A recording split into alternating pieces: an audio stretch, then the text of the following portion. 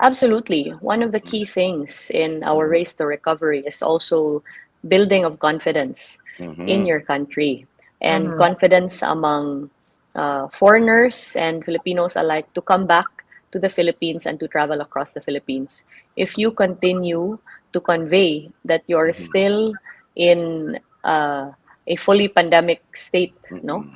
Mode. It really puts us at a disadvantage because Mm-hmm. our neighbors have already fully conveyed that they're open and they're ready. And what we want to say to the world is that we are open and ready to receive all Mm-hmm. of them because, of course, in cooperation with the Department of Health and our local government units across the country, supervised by our national government, we do continue to implement health and safety protocols. And we have a very good vaccination rate. As I understand, it's over 92 or 93%. Mm-hmm. And the booster vaccination drive is also ongoing.